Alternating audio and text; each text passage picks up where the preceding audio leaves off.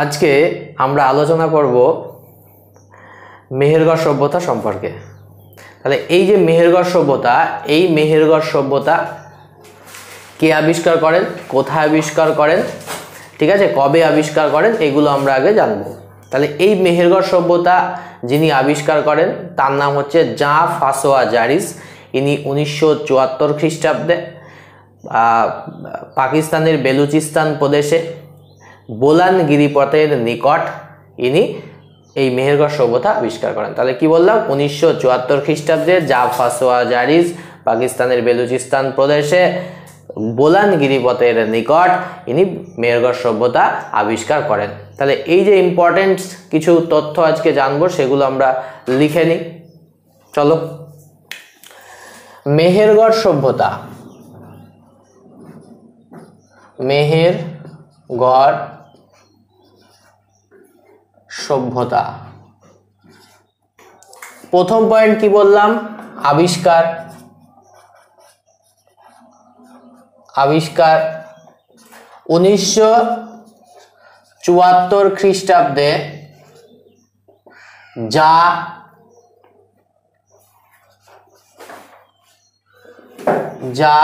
ফাসোয়া জারিস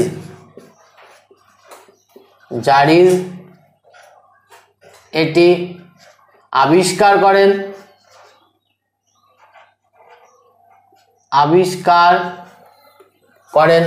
তাহলে ইনি কোথায় আবিষ্কার করে বললাম, ইনি পাকিস্তানের বেলুচিস্তান প্রদেশের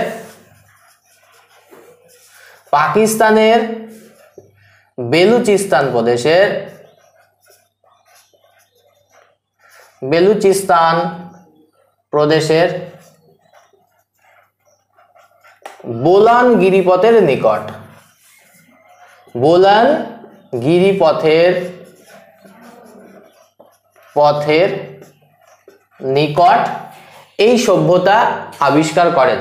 নেক্সট আমরা যে পয়েন্ট জানবো, এই সভ্যতা কিন্তু ছিল গ্রামীণ সভ্যতা, ঠিক আছে, গ্রামীণ সভ্যতা, তাম্রপ্রস্তর যুগের সভ্যতা এবং এটা লিওলিথিক যুগের সভ্যতা।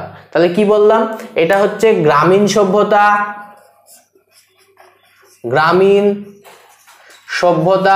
বা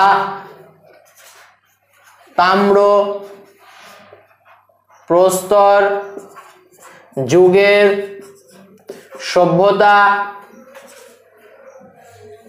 এবং লিওলিথিক যুগের সভ্যতা, লিওলিথিক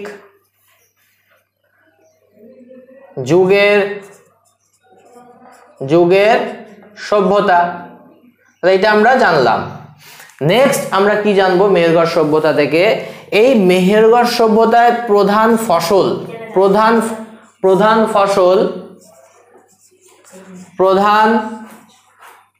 ফসল হলো যব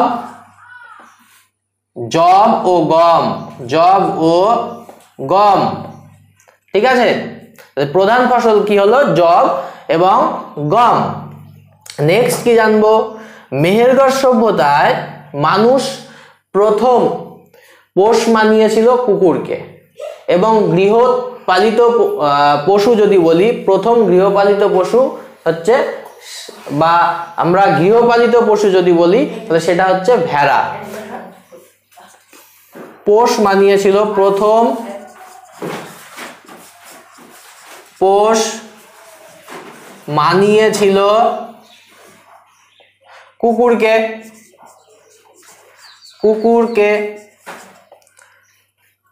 তারপরে কি বললাম, গৃহপালিত পশু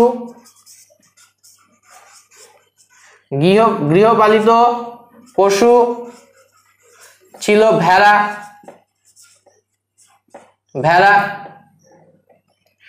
তাহলে গৃহপালিত পশু কি ছিল, গৃহপালিত পশু হচ্ছে ভেড়া।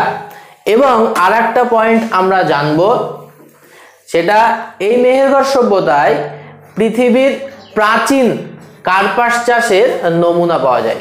তাহলে কি বললাম, পৃথিবীর প্রাচীন কার্পাস চাষের নমুনা পাওয়া যায় কোন সভ্যতায়, মেহেরগড় সভ্যতায়। মোস্ট ইম্পর্টেন্ট কোশ্চেন কিন্তু এটা, খাতায় লিখে নাও তোমরা। তাহলে পৃথিবীর প্রাচীন কার্পাস চাষের নমুনা পাওয়া যায়। কার্পাস চাষের নমুনা পাওয়া যায় এই সভ্যতায়, নমুনা পাওয়া যায়